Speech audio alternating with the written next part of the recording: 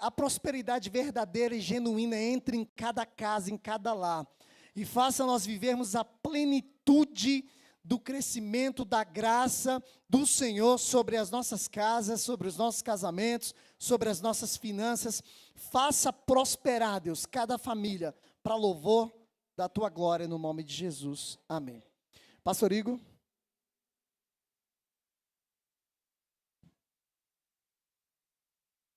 Vamos abençoar o pastor, irmãos? Vai trazer uma palavra para nós. Senhor, nós abençoamos a vida do nosso pastor. Pedimos para que o Senhor abra o céu, Senhor. Derrame sobre ele graça e uma autoridade vinda do alto. Para que a Tua palavra de verdade, Jesus, ela penetre nos nossos corações, no nosso espírito e cumpra o propósito pelo qual o Senhor tem essa noite, no nome de Jesus. Amém.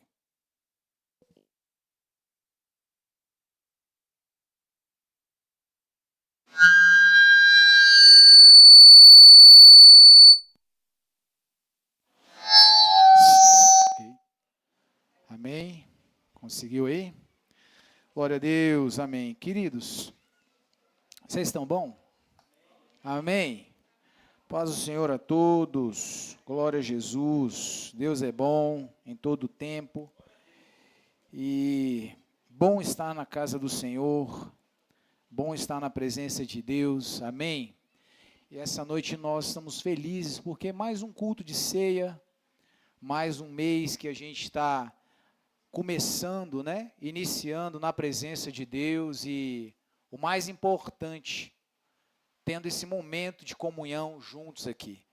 Hoje eu quero falar sobre algo que está de muitas maneiras já há alguns tempos queimando no meu coração falar, e eu quero fundamentar um pouco mais isso, amém? Eu quero falar sobre uma igreja que, essa é uma fala que eu tenho repetido ela algumas vezes, onde eu tenho dito que a igreja do Senhor, ela precisa ser uma igreja relacional e ela precisa ser uma igreja combativa. Todo cristão, ele precisa carregar dentro de si esse entendimento de que é importante, é fundamental para a minha vida cristã eu cultivar relacionamentos, mas é fundamental eu entender a relevância de ser também combativo. É o que o Senhor espera de nós. E nunca deixe de entender isso, que abandonar uma dessas questões pode trazer uma fragilidade para a nossa vida espiritual. Esse talvez é o ponto mais importante do que nós vamos falar nessa noite. Muitas vezes eu vejo algumas pessoas imaginando que o fato de deixar de mão a vida combativa que o cristão precisa ter, que isso de alguma forma vai preveni-los ou protegê-los de um desgaste espiritual por causa da batalha, da guerra, mas é exatamente o oposto. Quando, como cristão, eu deixo de ser combativo, eu deixo de cumprir com o engajamento da missão, ao invés de eu estar me preservando, eu vou estar fragilizando a minha construção espiritual. Olhe para mim aqui, preste atenção em algo. O Senhor, Ele nos edifica no calor da batalha. Fala para esse irmão que está do seu lado aí, meu irmão, o Senhor edifica a nossa fé no calor da batalha. Amém? Então, é esse o sentido daquilo que nós queremos conversar um pouco aqui nessa noite. Glória a Deus. Eu queria que você, mais uma vez, fechasse seus olhos aí, curvasse a sua cabeça. Vamos ter mais uma palavra de oração agora. Vamos colocar o nosso coração mais uma vez diante da presença de Deus nessa noite, amém?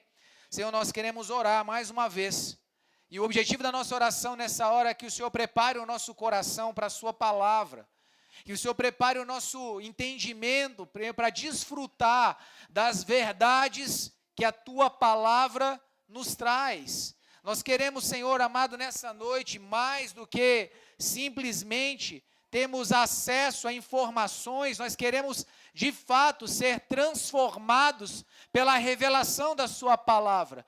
Queremos desfrutar de uma revelação que venha do céu, não apenas de informação natural. Nós queremos transcender a capacidade do nosso entendimento de perceber coisas humanas, perceber coisas naturais. Nós queremos ir além, nós queremos desfrutar de algo além. Nós queremos ir atrás, além daquilo que os olhos, ouvidos naturais podem ouvir e ver. Nós queremos perceber aquilo que o teu Espírito pode revelar, aquilo que somente o teu Espírito Santo pode nos conduzir, aquilo que somente o Senhor pode nos projetar a viver. Senhor, nos faz sair do natural e nos transporta para esse lugar sobrenatural, no nome de Jesus. Se você concorda com essa oração, diga amém. Glória a Deus. Queridos, feito essa pequena introdução, essa pequena margem de introdução, eu quero trazer você para um contexto para a gente começar a construir o que eu quero falar aqui. Eu quero fazer uma pergunta que talvez ela vai ser um pouco desconfortável, mas eu quero que você reflita sobre ela. Se Satanás, se o inimigo da nossa alma, se o opositor da nossa alma decidisse parar de atacar a sua fé hoje, o que mudaria na sua rotina amanhã? Eu vou perguntar de novo. Se Satanás decidisse parar de atacar a sua fé hoje, ele decidisse, alguma coisa acontecesse, e ele decidisse parar de atacar a sua fé, decidisse parar de, enfim, pense nisso, se não houvesse mais tentação, se não houvesse mais perseguição, se não houvesse mais batalha espiritual, se saíssemos daqui todos hoje sabendo que o inimigo ele parou de nos perseguir, eu quero fazer uma pergunta para você. A sua agenda mudaria? Sua realidade de compromissos mudaria em alguma coisa? Sua oração mudaria? Sua maneira de orar? Sua maneira de buscar a Deus? Seu compromisso com o reino mudaria? Porque uma das maiores tragédias da igreja moderna não é quando ela perde uma batalha. A maior tragédia não é quando perdemos uma batalha, é quando ela para de perceber, a igreja para de perceber que existe uma guerra. Essa é a maior tragédia. A maior tragédia não é quando nós sofremos uma determinada retaliação, mas é quando a gente para de perceber que existe uma guerra sendo travada, que existe uma batalha que nós todos estamos envolvidos, inseridos nela. Quando a gente começa a naturalizar as coisas de uma forma tão anestesiada, que a gente já começa a ficar incapaz de perceber que o que está acontecendo ao nosso redor tem uma influência do inimigo ali. Eu já disse isso algumas vezes aqui. Josiane, se puder me dar só um pouquinho mais de retorno, tá? Só o retorno, o PA você controla aí. Há muito tempo eu venho ensinando algo. Isso tem anos que a gente trabalha no âmbito do ensino. Ensinando o quê? O inimigo ele tem dois objetivos muito claros contra a nossa vida. Dois. O primeiro deles, o diabo, ele quer fazer você retroceder da sua fé. O primeiro plano do diabo, o primeiro objetivo que ele tem, quando ele examina a sua alma, é fazer você desistir da fé. É você abandonar Cristo, é fazer você deixar de crer, é fazer você virar as costas para o reino e voltar a viver uma vida completamente secular. E ele começa assim, anestesiando o nosso coração, anestesiando a nossa mente, nos fazendo esquecer que tem uma guerra sendo travada. Então ele começa tentando fazer com que você olhe para trás, volte a olhar para uma realidade no mundo e pensar que aquele é o melhor ambiente para você ficar. É um ambiente onde você tem menos problema, menos dificuldade, menos guerra. Quantos de nós talvez nunca já ouvimos a seguinte expressão, não é? Da pessoa chegar e falar, nossa, depois que eu me converti, minha vida virou de cabeça para baixo. Eu já vou levantar minha mão aqui, irmão. Nossa, eu pensei que tudo ia melhorar, eu pensei que, sabe, que sei lá, que as coisas, os milagres, sabe, que a minha vida, mas quando eu realmente comecei a viver, andar com Jesus, parece que as coisas, aquele que era amigo deixou de ser amigo, o trabalho que estava só uma paz, agora virou uma tribulação, o chefe que me amava agora me odeia, o vizinho que era uma paz, agora está um problema, assim, parece que tudo que você almejava achar que iria, de alguma maneira, as coisas iriam ficar melhores, parece que todo o universo começa a conspirar contra você. Mas deixa eu lhe dizer o que acontece. O diabo não tem nenhum tipo de problema em você viver uma vida próspera e feliz no mundo. Tem muitas pessoas que pensam assim, não, o diabo, ele quer fazer com que a pessoa viva uma vida infeliz, uma vida destruída, uma vida... Deixa eu dizer uma coisa, no primeiro nível, na primeira fase, no primeiro momento, Satanás, ele não se apresenta como alguém que vai destruir sua vida, ele se apresenta como alguém que está apresentando uma solução. Lembra de Eva? Não, não posso comer desse fruto aí não, porque Deus falou para mim não comer. Que deixa de ser boba. Você não vai morrer não. Você vai ser como Deus. Olha o que ele apresenta para Eva. Ele não desenha para Eva o que viria com esse ser como Deus. Que ser como Deus diria que agora ela iria ter que viver sobre a sua própria lei. Que Deus não iria mais ser aquele quem guiava, quem direcionava. Que ela ia abandonar a direção que Deus, a segurança de Deus, a proteção de Deus, o amor de Deus. Que escolhendo o governo próprio, Eva estaria abrindo mão de ser governada e protegida por Deus. Ele não falou essa parte. Ele só disse o seguinte: come. Vai dar bom, você vai escolher o seu próprio caminho. Entenda então, o diabo, querido, não tem nenhum problema de fazer com que uma pessoa se sinta a pessoa mais realizada, mais abençoada, mais próspera, mais tudo de bom, desde que ela esteja lá fora. Desde que ela se esqueça da guerra. Então, no primeiro momento, ele está preocupado com isso. Ele está preocupado. Eu não vou seguir nessa linha, porque isso aqui seria uma outra reflexão. Eu vou voltar para onde eu queria dizer. Primeiro plano do diabo, então, é fazer você abandonar sua fé. Quem está comigo aqui? Segundo projeto do inferno, se ele não conseguir fazer você desviar da sua fé, quem está andando mais tempo comigo aqui sabe. Se ele não conseguir fazer você desviar da sua fé, o que ele vai querer? Quem lembra aí? Quem me lembra desse ensino aí que pode dizer? Qual é o segundo objetivo?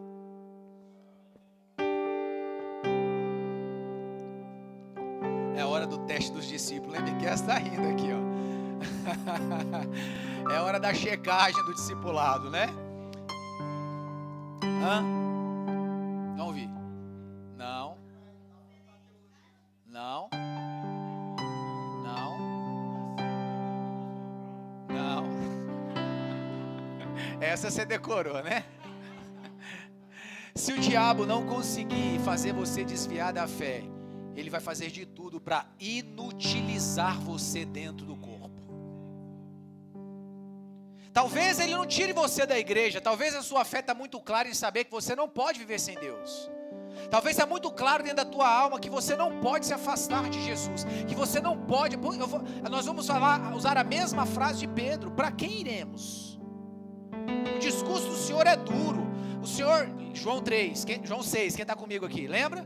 Jesus, ele manda os seguidores que estavam em busca de bênção, que estavam em busca de pão, embora. Depois ele fala com os discípulos religiosos: vão embora, fica só os 12. E ele volta para os 12, vira para os 12 e diz: vocês não querem ir embora também?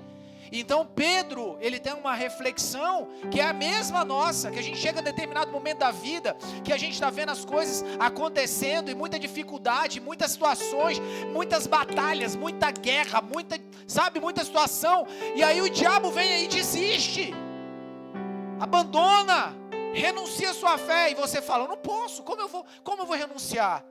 Para quem eu vou?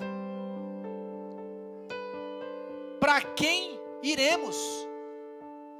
Se só o Senhor tem as palavras de vida eterna. Ok? Então veja bem, querido, entenda, talvez você está aqui me ouvindo e está achando assim: nossa, eu estou vencendo a guerra, o inimigo não está me vencendo. Satanás não está alcançando o objetivo dele contra mim, porque eu estou aqui, eu não abandonei a fé, eu não apostatei da fé, eu continuo crendo. Mas aí eu te pergunto, vem a segunda etapa: será que ele conseguiu inutilizar você? Porque se ele te inutilizou, ele conseguiu cumprir o plano dele. Se ele te inutilizou, ele ainda está, preste atenção em mim aqui, ó, ele ainda está vencendo a batalha. Quem está entendendo isso aí diz amém. Muitos cristãos se tornaram apenas frequentadores de ambientes espirituais. Isso aqui é outra coisa que vocês me ouvem falar muito. Eles estão presentes, eles estão confortáveis, eles estão ocupados, mas já não estão engajados. A igreja nasceu para ser família, diz amém. Mas também nasceu para ser exército, diga amém.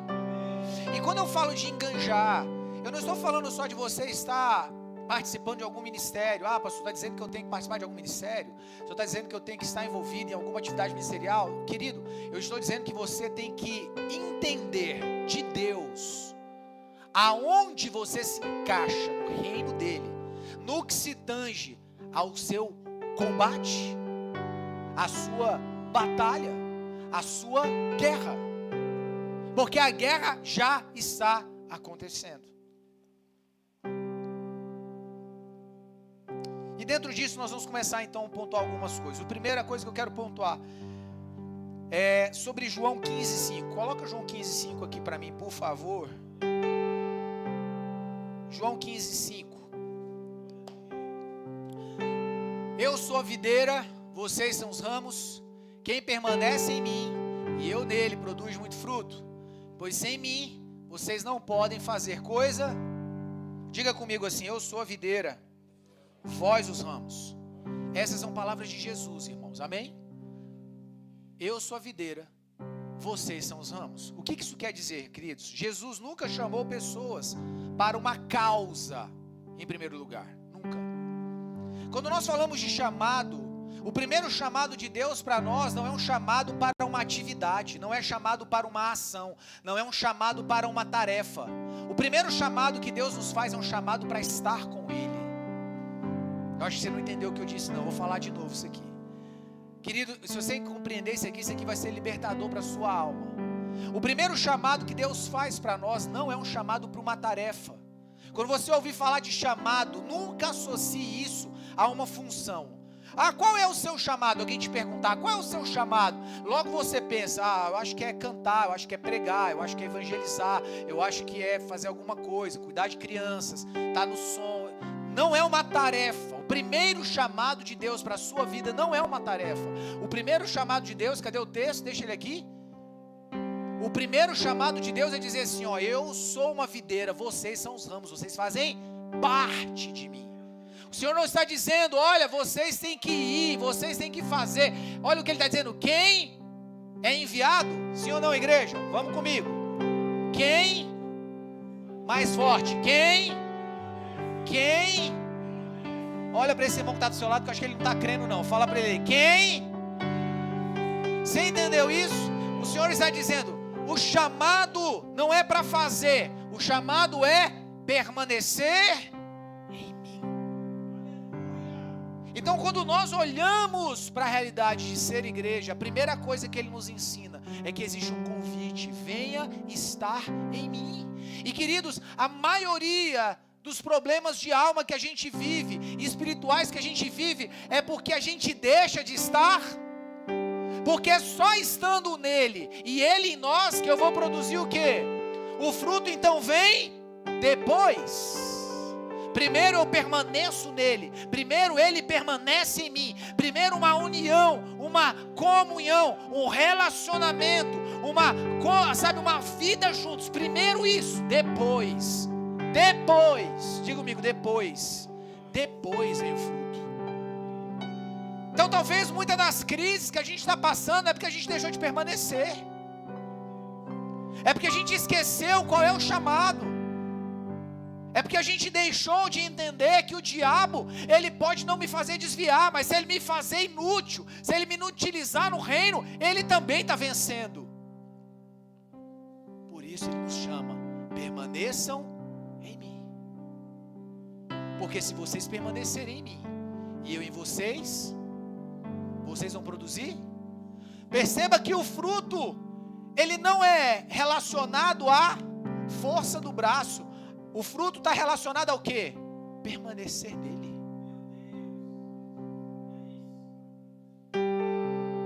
Não é o quanto você pode fazer. Não é o quanto você está pronto para fazer. Não é o quanto você acha que dá conta de fazer. É o quanto você permanece nele. É o quanto ele permanece em você. A diferença do reino de Deus, do reino dos homens, queridos, é que no reino dos homens você tem que produzir na força do seu braço. Você chega segunda-feira, 8 da manhã, bate o ponto e o pau quebra, e você precisa trabalhar.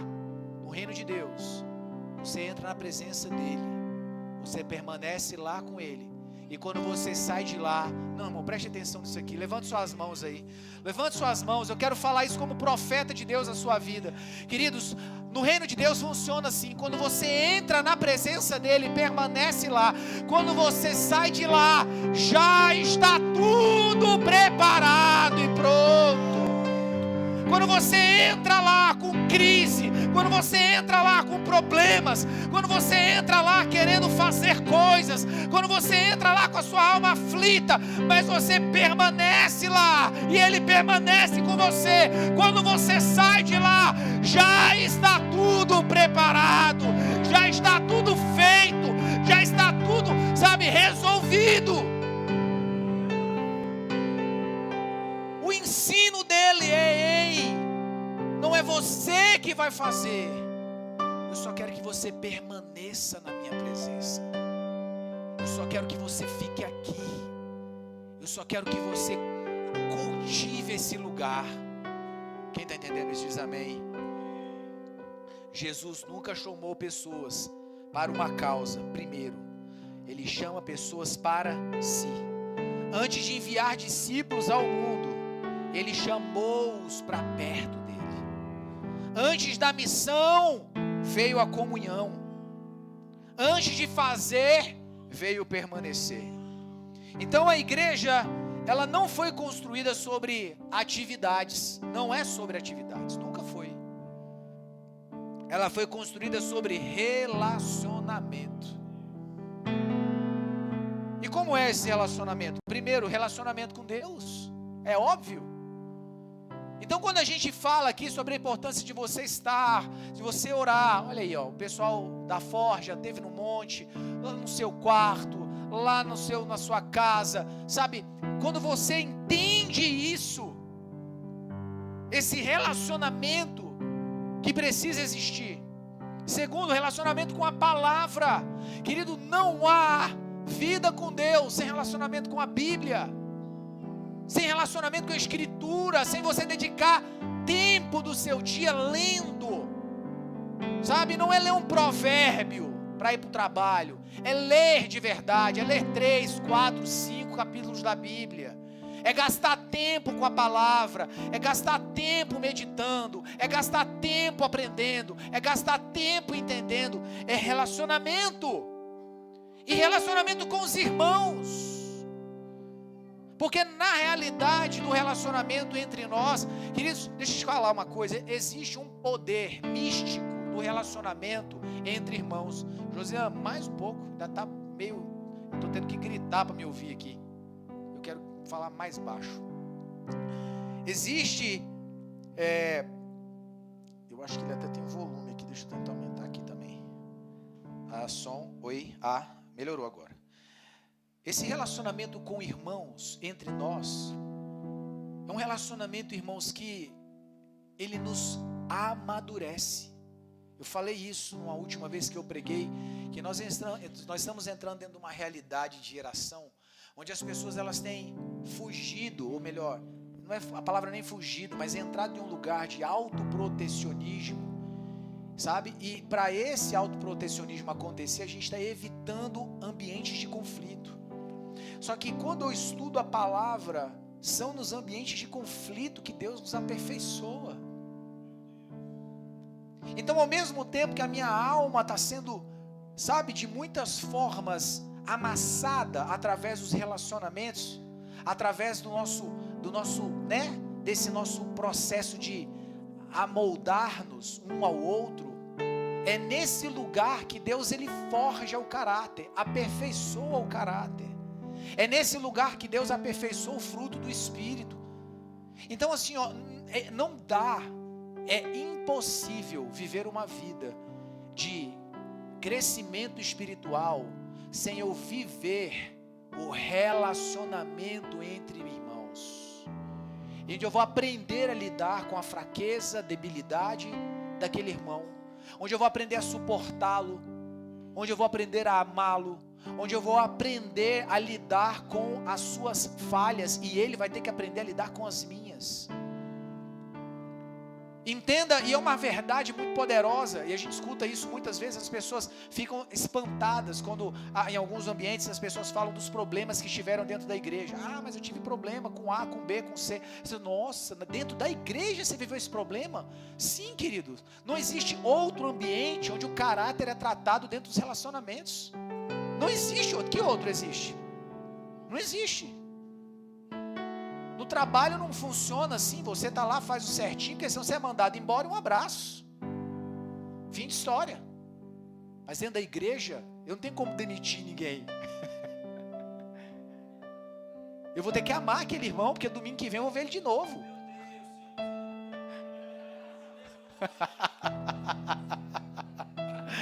Eu vou ter que amá-lo, porque na comunhão ele vai estar lá. Ah não, mas eu não quero lidar com esse irmão. Deixa eu lhe dizer uma coisa, a Bíblia, ela não me abre possibilidade para mim não fazer isso.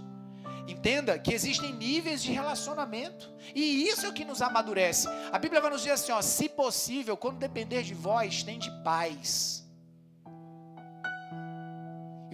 O que a palavra está me ensinando? Existem níveis de relacionamento, níveis, onde eu vou ter que aprender a ter maturidade para lidar com ela, a saber até onde eu posso ir, até que ponto eu posso ir, mas o tempo inteiro o Senhor vai estar ministrando no meu coração sobre o perdão, sobre a longanimidade, sobre o domínio próprio. Esse é outro ensino muito antigo que eu trago aqui.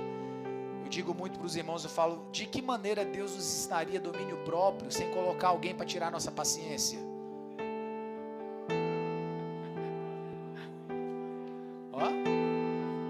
É ou não é?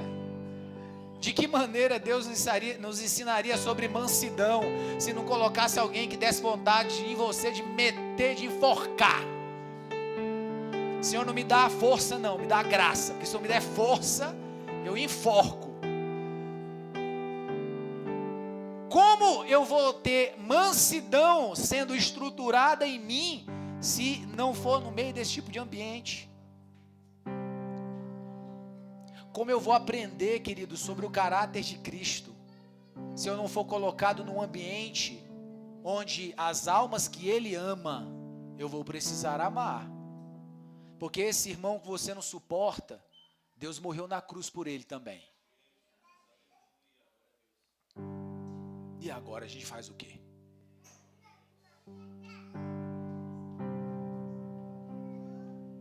Para onde a gente vai agora? Se ele amou Judas até o fim, o que eu faço com isso? Jesus arrumou um problema para nós, né? Não é não? Porque antes era fácil, não, com você eu não quero relacionar não, fim de história. Mas aí Jesus vai lá e morre por todo mundo. E agora eu faço o quê? Olha o problema que Jesus te arrumou. Olha para esse irmão lindo que está do seu lado e fala assim, meu irmão, você acha que é fácil amar você?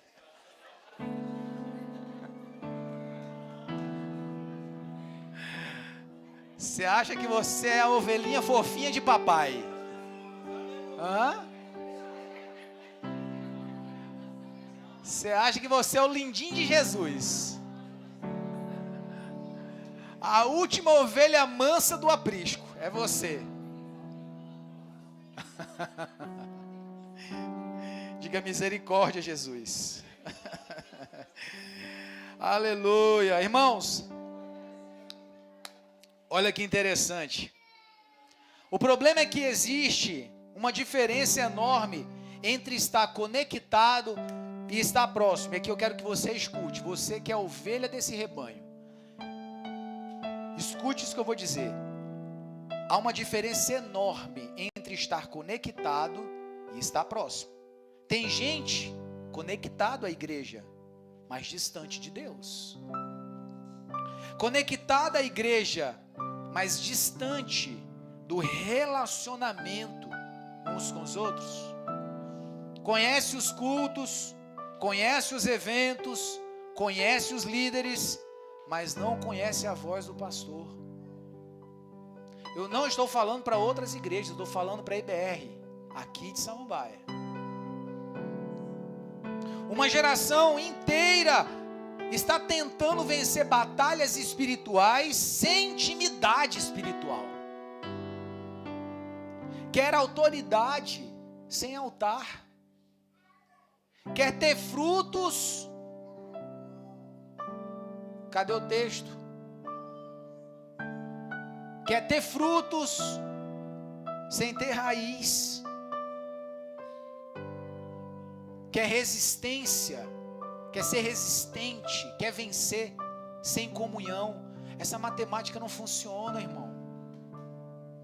Essa matemática não funciona.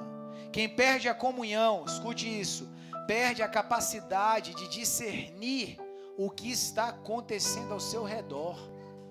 Quando você perde a comunhão, você perde a capacidade, não a capacidade, você perde a possibilidade de enxergar o que você não está vendo.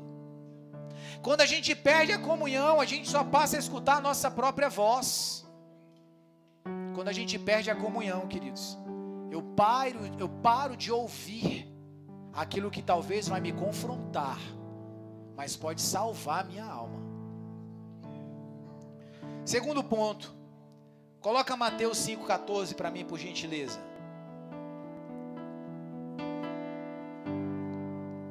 Vamos lá? Mateus 5,14. Vocês são a luz do mundo. É impossível esconder uma cidade construída no alto de um monte. Amém ou não? Observe o texto. Deixa o texto aí. Segura, Isaac. Observe, Jesus não disse, vocês possuem a luz. Correto? Sim ou não? Ele disse, vocês são a luz. Você entendeu aqui? Não distraia não. Você percebeu a diferença? Jesus não disse, vocês possuem luz. Ele disse, vocês... A identidade da igreja não é ocupar espaço. Ouviu isso? A identidade da igreja não é ocupar espaço, é iluminar o espaço. Então não é só estar no lugar, não é só estar no ambiente, não é só você estar fisicamente no trabalho, na escola, na mesa, na célula, na forja, no virtuosa, no culto, no preparar o caminho. Não é só estar presente. Se você não iluminar o espaço, de nada adiantou. Toda luz existe para alcançar algo além de si mesma.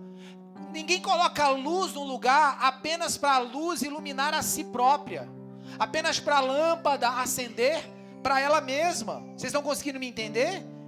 A igreja existe para alcançar pessoas, transformar famílias, influenciar ambientes, interromper ciclos de destruição, ser presença do reino onde existe escuridão.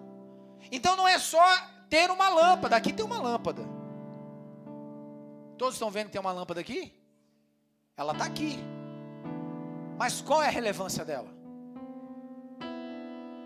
Ter essa lâmpada ou não ter essa lâmpada mudaria o quê? Por que ela não resolve nada? Por que, igreja? Mais forte, por quê? Então ela está aqui, mas não é não, Calil? Serve para nada.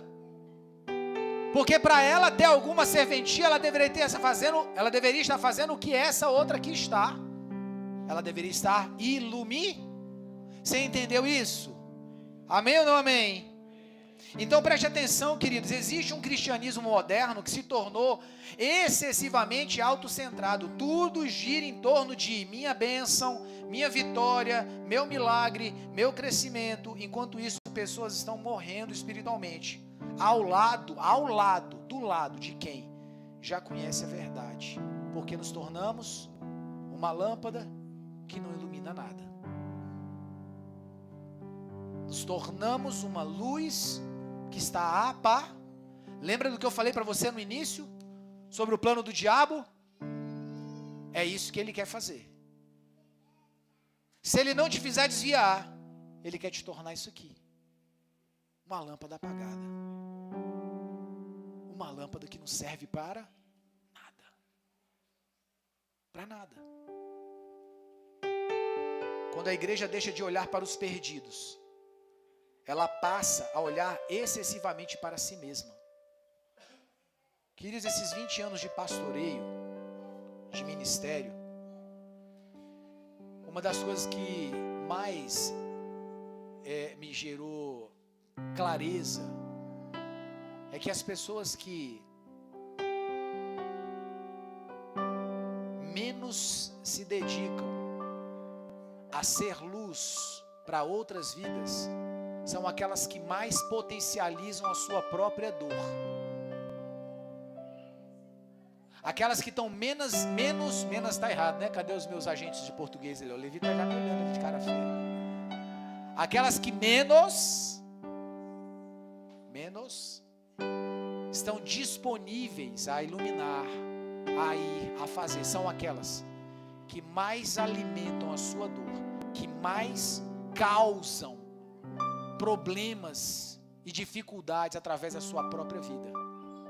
E, de forma milagrosa, aquelas que mais estão buscando iluminar por onde elas vão, são aquelas cujas suas vidas estão mais, digamos assim, sabe, mais milagres. Não é que ela tem menos problema, não é que elas têm menos dificuldade, não é que elas têm menos situações para resolver, não é que o boleto da conta chega mais barato, não é que a conta da luz dela chega mais barato.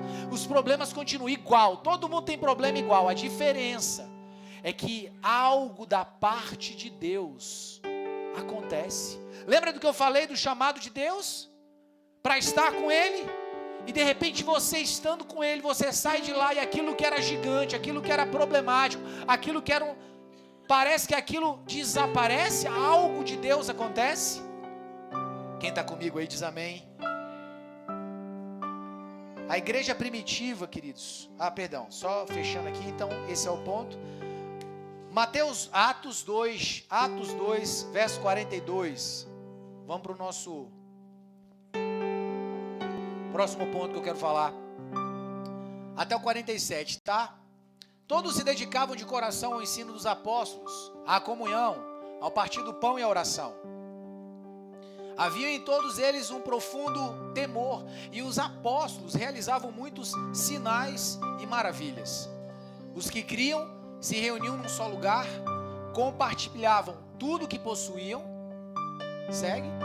vendiam propriedades e bens, repartiam dinheiro com os necessitados, adoravam juntos no templo diariamente, reuniam-se nos lares para comer, partiam o pão com grande alegria e generosidade, sempre louvando a Deus e desfrutando a simpatia de todo o povo. E a cada dia o Senhor lhes acrescentava aqueles que iam sendo salvos. Então, eu não sei se você percebeu, mas aqui eu tratei das duas naturezas. No primeiro ponto, lá de João 15:5, eu falei sobre a igreja relacional. Mateus 5:14, eu falei sobre a igreja combativa. E agora eu quero falar para você o que acontece quando essas duas coisas se juntam. É isso aqui, ó. A igreja primitiva possuía duas marcas simultâneas. Eles estavam juntos, sim ou não? Relacionamento, amém? Estavam crescendo, sim ou não? Tinham comunhão, sim ou não? E tinham impacto, sim ou não? Tinha impacto. Tinham profundidade, sim ou não? Tinham expansão.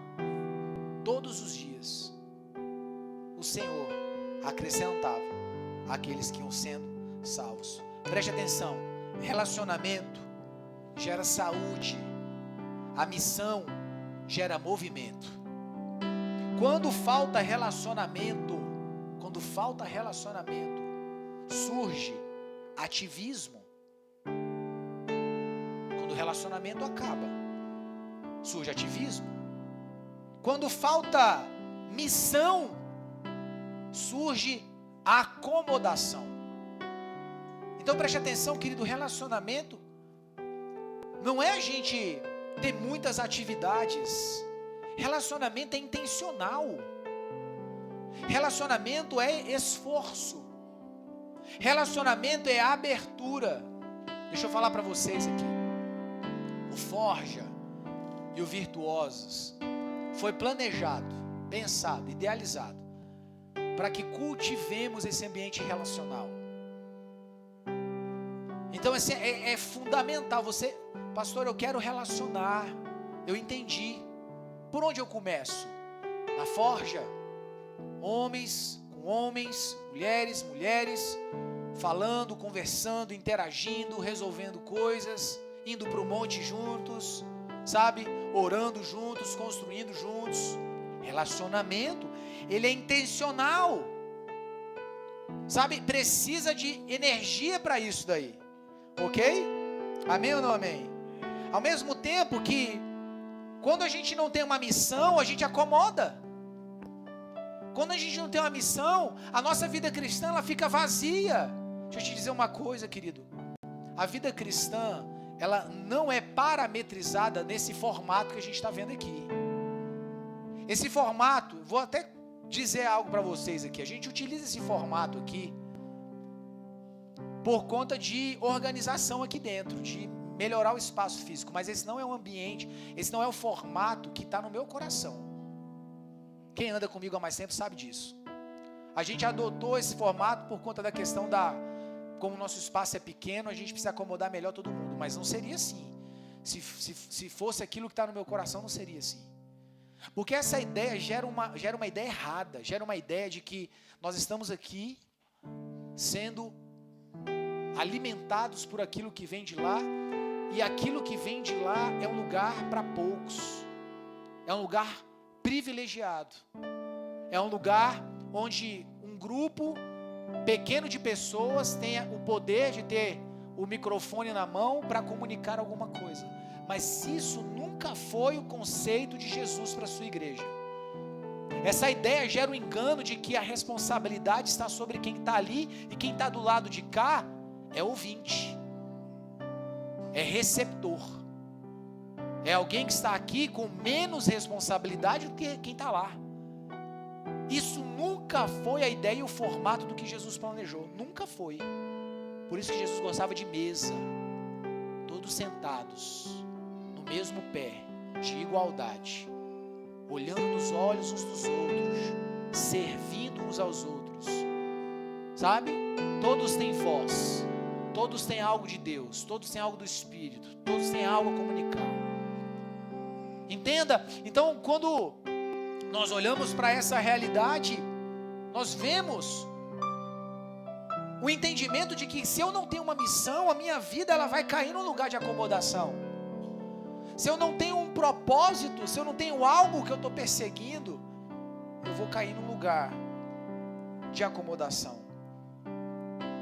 O reino não foi construído sobre um dos pilares, ou relacional demais, ou só combativa demais. O reino é construído sobre essas duas coisas juntas, não separadas. Alguns cristãos, eles querem guerra. Vamos guerrear, vamos lutar, só que não estão buscando intimidade, não estão entrando na presença de Deus. Às vezes você está querendo, sabe, algumas batalhas, algumas guerras na sua vida acontecendo, e você está buscando solução em um monte de lugar, está buscando resposta em um monte de lugar, só que a sua resposta está num lugar só, que você talvez ainda não foi, ou não permaneceu lá o suficiente. E que lugar é esse, pastor? A presença de Deus, meu irmão. Outros, uns querem guerra, mas não querem intimidade. Outros querem intimidade. Eu quero, né? O manto, o xalamanaia. o lugar secreto, o lugar da intimidade, lá o lugar onde eu choro horrores, onde eu molho tudo lá, o lugar que eu estou buscando a Deus. Amém, querido, glória a Deus. Só que deixa eu dizer uma coisa para você, não existe intimidade sem guerra, não existe. Assim como não há guerra sem intimidade, não existe intimidade sem guerra.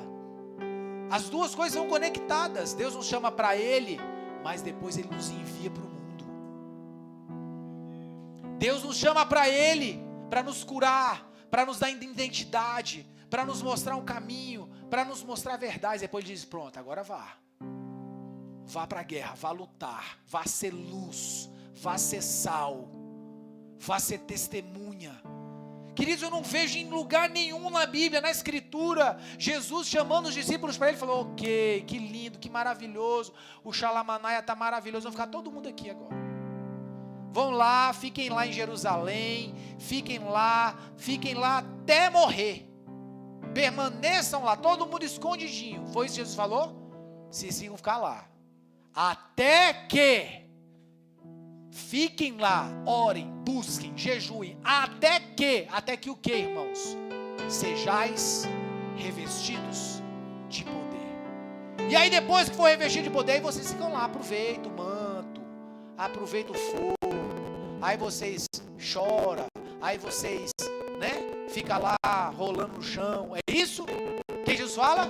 Depois que vocês buscarem, depois que vocês permanecerem, depois que vocês orarem e depois que vocês forem revestidos de poder, vão, sejam testemunhas, vão, sabe, querido? Então muitas vezes é isso que está acontecendo. A gente insiste em ambientes e lugares que o Senhor preparou para nós, mas chegou o momento de você ir para a próxima fase, e o fato de você não ir para a próxima fase gera estagnação. Tem gente, querido, que vive uma estagnação porque não se doou para a próxima fase, não foi para o próximo nível. Você está aí, e já era para você ter ido, já era para você estar sendo sal, já era para você estar sendo luz, já era para você estar testemunhando, mas você ainda está querendo ficar escondidinho lá no cenáculo, escondidinho lá em Jerusalém, escondidinho lá no lugar onde a presença vem, onde a glória vem, onde o poder vem. Irmãos, é maravilhoso a gente estar num culto como esse aqui, adoração, mover, tudo isso. Mas deixa eu te falar uma coisa, sabe por que muitas vezes você olha assim, nossa, mas parece que louvor foi bênção, foi maravilhoso, mas já teve dias, já teve momentos. Sabe por que isso acontece com você? Não é porque a unção acabou, é porque você não tem mais lenha nova para queimar. Fogo só pega aonde tem lenha, lenha apta a pegar fogo. O que está faltando não é unção nesse lugar. Para quem tem lenha nova, sentiu a unção aqui hoje, mas talvez você não queimou como antes, porque a sua lenha já queimou e você não trocou.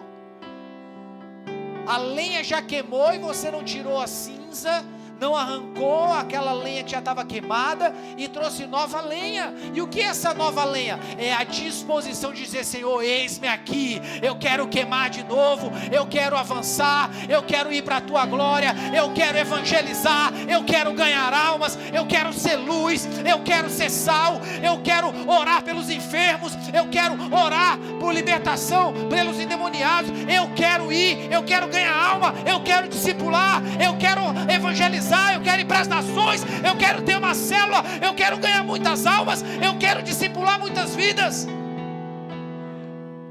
Essa é a lenha nova. Aí eu estou assim, não, mas eu não, Jesus. Não, sim, mas Jesus. Aí a lenha queima, chega uma hora que não tem mais o que queimar, acabou. Aí a unção vem, o fogo vem e você até senti um arrepiãozinho aqui, mas nem foi assim. Olha para o irmão que está do seu lado e fala assim, e aí, meu irmão, como é que está a sua lenha? A lenha do altar. Pergunta para ele aí, vai, como é que está a lenha do altar?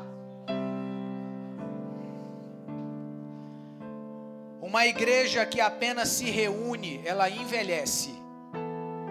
Uma igreja que se relaciona e avança, transforma cidades. Conclusão. Talvez o maior problema da igreja atual não seja a falta de recursos, nem a falta de conhecimento, nem a falta de oportunidade. Talvez seja a perda do equilíbrio. Porque Deus não nos chamou apenas para sermos um povo que se reúne. Não nos chamou. Nem apenas um povo que só luta. Também não. Ele nos chamou para sermos uma família em comunhão e um exército em movimento. Eu vou dizer isso de novo. Deus nos chamou para sermos uma família em comunhão e um exército em movimento. O relacionamento nos protege, a missão nos impulsiona. O relacionamento nos fortalece por dentro, a missão nos projeta para fora. E quando essas duas naturezas caminham juntas, a igreja volta a ser aquilo que nasceu para ser. Uma comunidade profundamente conectada ao céu e perigosamente relevante na terra. É o que Deus quer para mim, é o que Deus quer para você. Fica de pé em nome de Jesus. Nós vamos ceiar agora. E, irmãos, eu acho maravilhoso a gente ceiar em momentos como esse. Eu quero dizer uma palavra para você. Por favor, coloque ela no seu coração com muito temor. Deus é um Deus que Ele preza muito por respostas, viu? Muitas das coisas que a gente fala, eu enxergo assim, tá? Eu vejo que Deus nem leva a sério. Porque quando Ele não vê em nós disposição de cumprirmos aquilo que nós realmente determinamos em realizar, quando Ele enxerga em nós essa incapacidade de sermos homens e mulheres que honram com aquilo que dizem, eu vejo que Ele nem leva a sério aquilo que a gente fala. A Bíblia é muito claro dizer assim, ó, vocês pedem e não recebem, porque vocês pedem mal. Pedem para gastar com os vossos próprios deleites. Então hoje é um culto de Santa Ceia. E a ceia, eu já falei isso muitas vezes aqui, eu não sei se você tem percebido, mas eu tenho ministrado em todos os cultos de ceia. A ceia é um momento de aliança.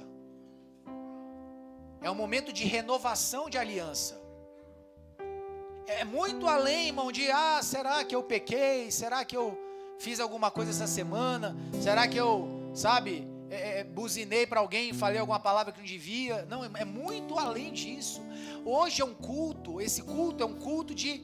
esse momento é um momento de reforço, de alinhamento da minha aliança. É o momento de dizer, Jesus, eu reconheço o que o Senhor fez, a sua parte está feita, acabou. Mas eu preciso continuar com a minha parte nessa aliança. Então nós falamos hoje sobre muitas coisas. Falamos hoje sobre muitos elementos.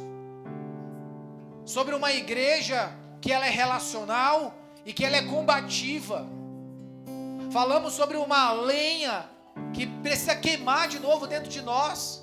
Falamos sobre o perigo de sermos apenas um grupo que se reúne. Irmão, por favor, antes de você fechar os olhos e orar, eu quero que você olhe para mim aqui agora como seu pastor. Que o Senhor, Deus, nos livre de ser apenas uma comunidade que se reúne. Irmãos, eu vou ser mais ousado. Que o Senhor desfaça essa igreja, se o que Ele enxergar aqui for apenas um povo que se reúne.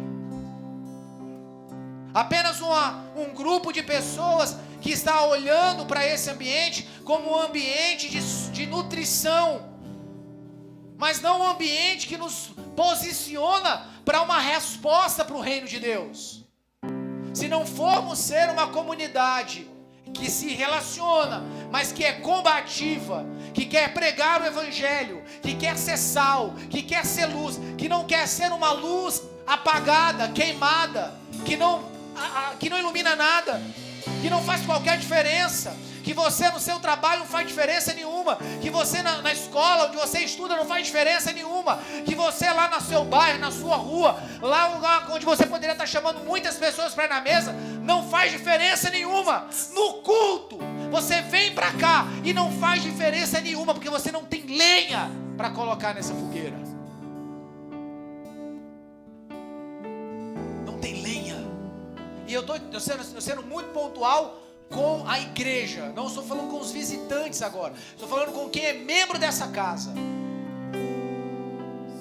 que já estamos sendo alimentados, entendidos e fortalecidos. Aonde está a sua lenha? O que você veio trazer para esse culto?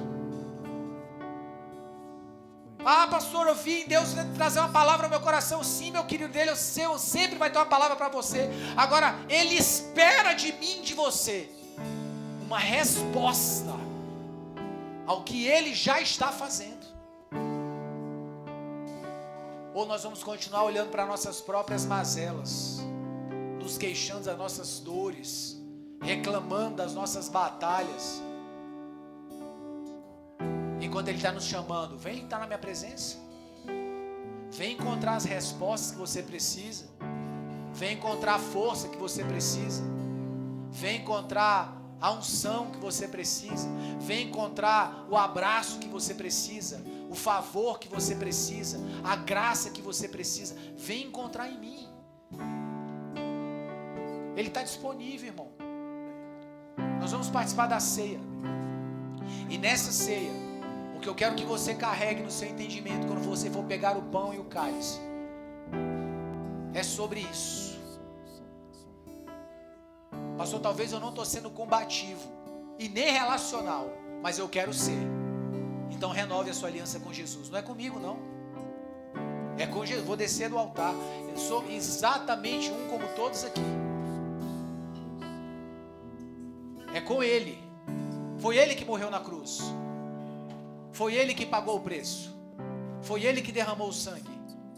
Foi Ele que levou o sacrifício no próprio corpo. Foi Ele. Então, quando você pegar aquele pão e pegar aquele cálice, eu quero que você se pergunte: eu tenho sido a igreja que Jesus morreu na cruz para que eu fosse? Eu estou sendo relacional? Eu estou sendo combativo? Será que eu já fui inutilizado? Será que eu me tornei uma lâmpada queimada sem luz? Será que eu me tornei essa pessoa que não, eu sou crente, eu tenho a minha fé, eu sou evangélico, mas há muito tempo que você não combate, você nem sabe mais o que é combater, você já foi anestesiado pela vida comum.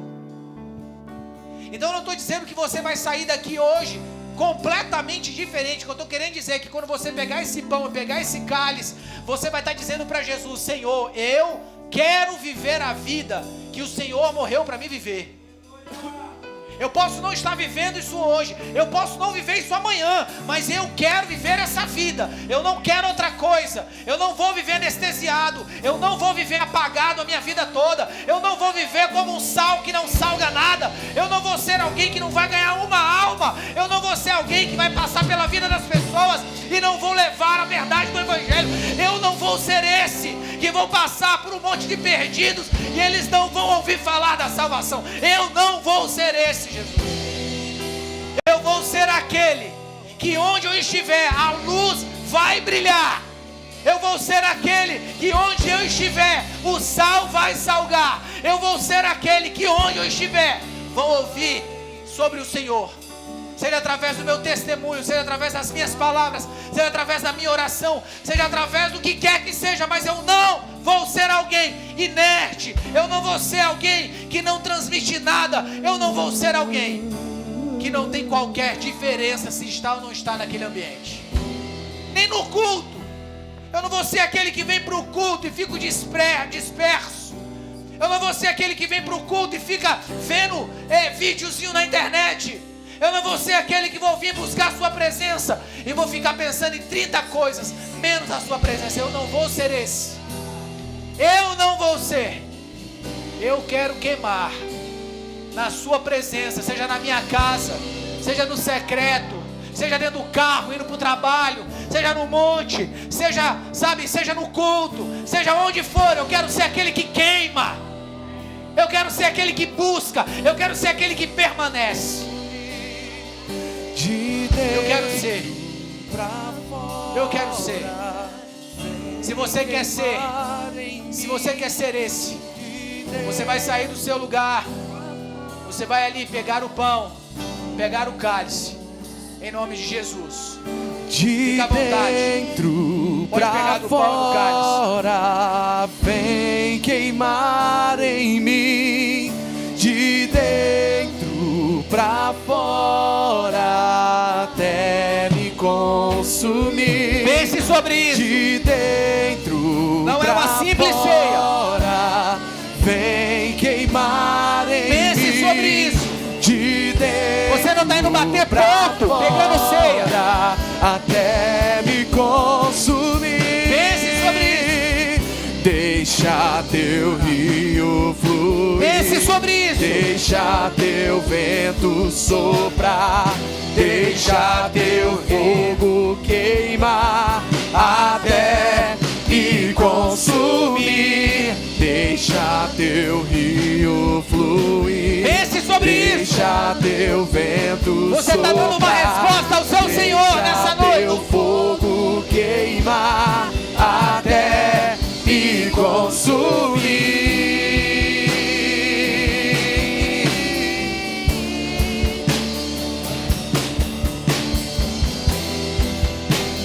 O seu Senhor te chama. É Ele quem te chama.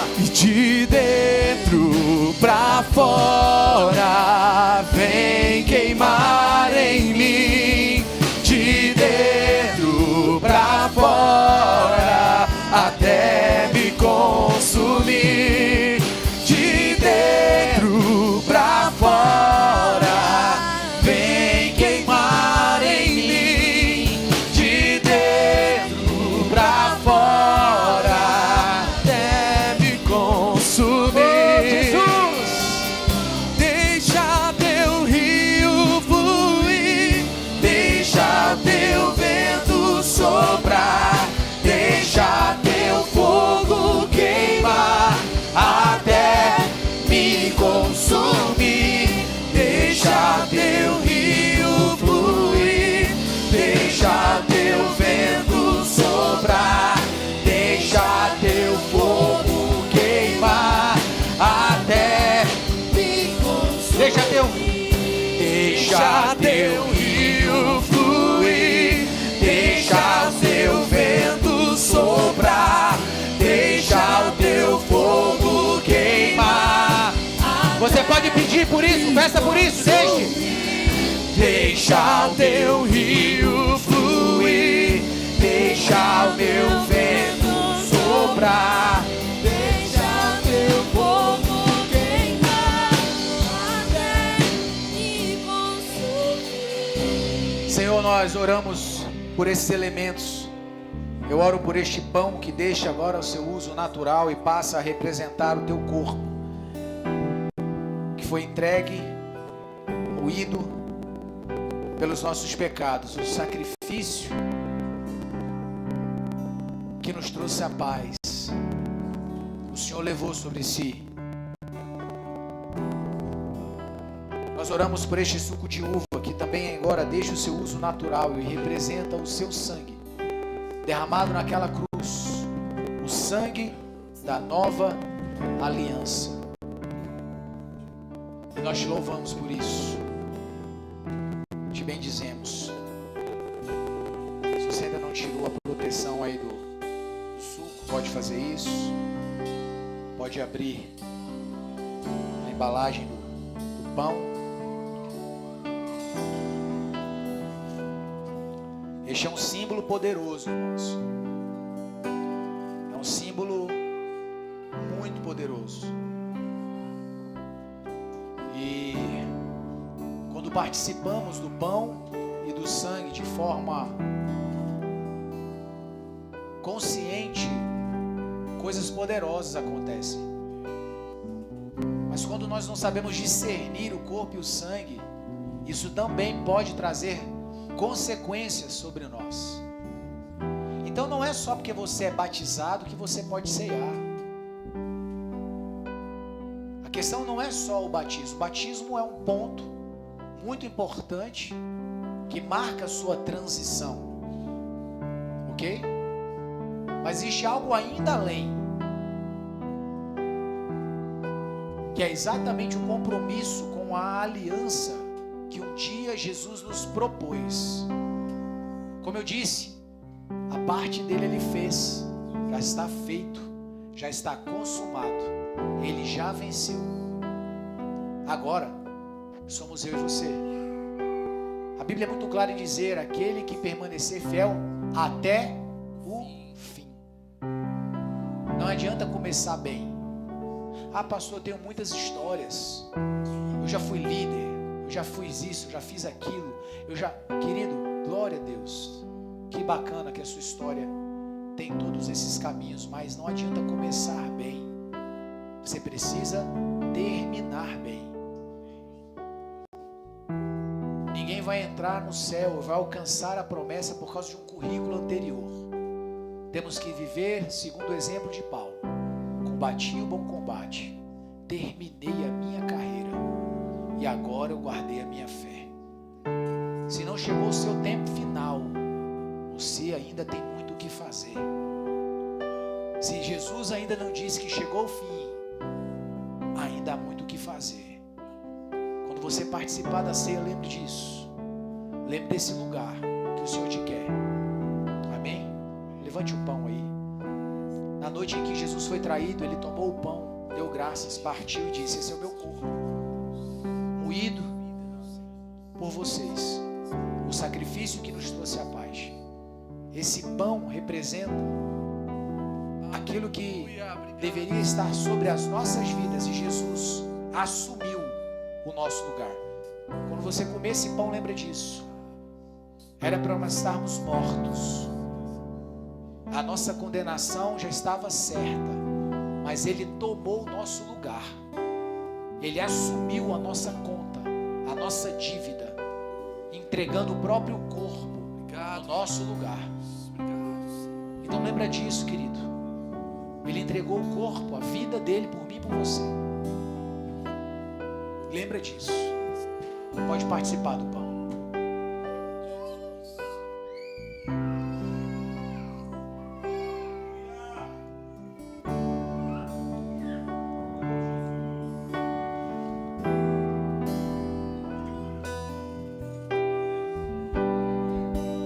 Semelhantemente, ele tomou o cálice e disse: esse é o sangue da nova aliança. Quando Jesus derramou aquele sangue na cruz, querido, Ele não apenas lavou os nossos pecados, Ele não apenas quitou a nossa dívida. Com esse mesmo sangue que fez tudo isso, Ele nos abriu um novo caminho. Jesus, Ele, além de pagar a nossa dívida, além de purificar os nossos pecados, Ele abriu um novo caminho para mim e para você diante de Deus. Diante de Deus nós não somos apenas criaturas. Diante de Deus nós não somos apenas seres que foram criados. Jesus, por meio do seu sangue, Jesus, por meio do sacrifício na cruz, Ele nos tornou filhos de Deus. Ele mudou a história da humanidade. Ele não apenas pagou a dívida, mas Ele abriu a porta da casa e disse: agora pode entrar. Vocês agora são herdeiros, vocês são co-herdeiros, vocês agora são filhos. O acesso ao Pai é livre. Vocês podem chegar diante dEle, vocês podem orar na presença dEle, vocês podem se achegar aos pés dEle, e tudo que pedirem em meu nome, o Pai os fará, porque agora não são mais criaturas, são filhos e filhas de Deus. Aleluia! Filhos de Deus, filhas de Deus, nascidos, lavados pelo sangue do Cordeiro. Quando você participar desse cálice, lembre-se, você não é comum. Você não é mais uma pessoa sem destino. Você não é mais alguém que não tem propósito. A partir desse momento, Jesus fez de mim e de você parte da família de Deus. Participe do cálice em nome de Jesus. Tire alguns minutos para você agradecer a Deus aí no seu lugar. Se você quiser se ajoelhar, quiser se sentar, quiser ficar em pé, fique da maneira que você achar melhor. Mas tire alguns minutos para você agradecer. Seja grato. Seja grato pelo que Ele fez. Teu sangue nos comprou. Seja grato. Teu Grato a Deus. sangue nos comprou. Teu Seja sangue nos comprou. Seja grato a Ele. Seja grato. Obrigado, E a morte venceste. O véu tu rompeste. A tumba vazia agora está. O céu te adora, proclama tua glória, pois ressuscitaste, vivo está, e és invencível, inigualável, hoje pra sempre reinarás. Teu é o reino, tu é a glória, acima de todo nome está. Venceste, o véu tu rompeste, a tumba vazia agora está. O céu te adora, E a terra também. proclama Vamos a tua adorá-lo. glória, pois ressuscitaste, vivo está. És invencível, és invencível, inigualável, hoje pra sempre reinará. Pois teu é o reino, teu é o reino, e tu é a glória, acima de todo nome está. Poderoso esse nome, poderoso esse nome é, poderoso esse nome é, o nome de Jesus, meu rei. Você pode declarar isso? Poderoso esse nome é, mais forte que tudo é. Poderoso esse nome é, nome de Só as vozes vão dizer, Jesus. Poderoso esse nome é. Vamos. Poderoso esse nome é. Sim. O nome de Jesus. Meu Vamos, podemos fazer melhor, podemos fazer melhor. Poderoso esse nome é. Sim, Jesus. Mais forte que tudo é. Vamos. Poderoso esse nome é. Mais uma vez. As vozes. Vamos. Poderoso esse nome é. Poderoso esse nome é. Sim, Jesus. O nome de Jesus, meu Poderoso. Rei. Poderoso esse nome é, mais forte que tudo é. Poderoso esse nome é. Vamos. Nome de Jesus. Poderoso esse nome é. Poderoso esse nome é. O nome de Jesus, meu Rei.